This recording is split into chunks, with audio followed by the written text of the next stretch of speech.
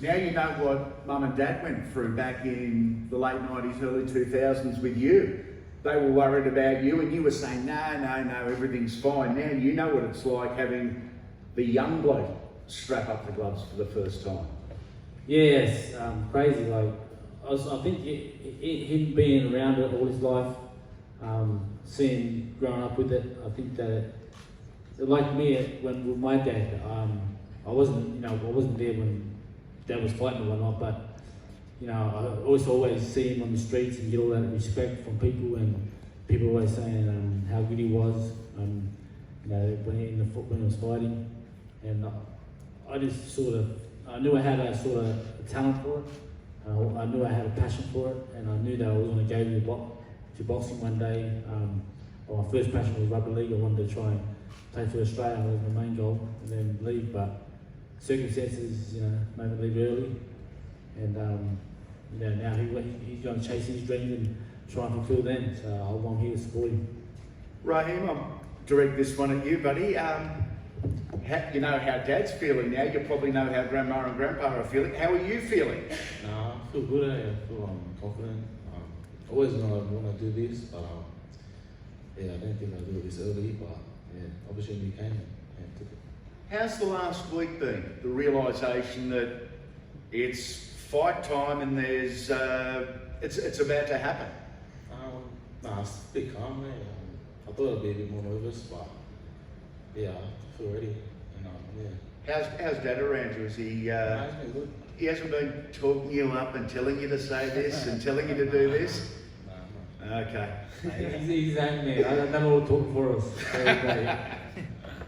Wish you safety and success like we do all of our undercard fighters. To Willis, Meehan, our very large unit friend down the end. The heavyweight that finding it very difficult to get fights. Good to see you here, mate. How are you positioned leading into Wednesday night? Alhamdulillah, I feel really good. Training hard. Put about 2 months hard training together. Got some good sparring. Just finished a sparring camp off actually with Joel Pataya on the Gold Coast. Gave me a nice little black eye. It's three things I love, bro. I love my faith, my family, and I love fighting. I'll fight on the moon if you get me there. So come Wednesday night, watch. It's going to be a big bad knockout of mine. Is that the aim? Just get the job done as quickly as humanly possible? It's usually the aim is my coach told me to go out there box, but once the bell rings, I don't know. I just want to go out there and start balling. You like your dad as well, very much so. To my immediate right, a young man that I've had the pleasure, and I do say that, I've had the pleasure of knowing him for 10 or 12 years. He looks like the original Wild Child, covered in ink. Anything but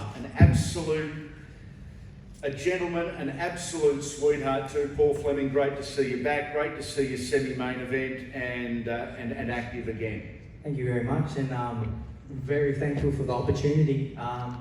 With Dreamtime Fighters and with Danny Green and getting us on this card, another big card. I only want to fight on the big cards now. I'm too old to sit around and wait around anymore. So that's why we've gone after the young bull, I call him. So he's hungry, he's young, he's ready to go, and he's got that win that I need. So to move myself forward and get myself closer to a world title shot, and that's what we want. Where do you see yourself having the advantage over Jackson? I think everywhere. Okay. Experience on the big stage. This is the thing. Guys have to formulate a plan to beat me, not the other way around. I spar orthodox 98% of the time. I fight orthodox 98% of the time. I only have to do what I train for every single day to win the fight. So everyone else has to have a plan to beat me, and that's a very hard plan. So we'll see. Jackson, England, I guess the obvious question is, without giving too much away, buddy, what is the plan to beat Paul Fleming? Don't really want to spoil anything too much. But first off, I just want to say a big thank you to Danny for giving us the opportunity. I want to thank Paul as well for giving me the opportunity as well. Very grateful to finally be on a big show like this and to be able to showcase myself and to have that shot as well. Mate, it is a pleasure on behalf of the promoters and on behalf of Stan to have you part of this. Obviously the victory is the most important thing. What are you hoping to show the Australian public? I just want to show him that I belong here, and that I, the hard work that I put in since I was 14 years old, that it's all going to pay off. And the goal in this is to, like Paul said, to get a shot at a world title and to leave your legacy behind and do it for your family, do it for your friends, do it for everybody, but mainly for yourself as well. The collection of broken noses within the audience says most of us have been around boxing a long time. For those of you that haven't, I was backstage prior to the press conference starting, and I was the only one to witness a conversation between Jackson and Paul. The two embraced, and the conversation went something along the lines of, "A pleasure seeing you face to face. Let's hope the two of us go home to our families on Wednesday night, and I wish you success." Before that, they're going to punch the crap out of each other. What a wonderful industry. This is our undercard for Turf War on Wednesday night. Gentlemen, thank you very much, and we are going to just get ready to call up our main event. Thank you for your time. Thank you.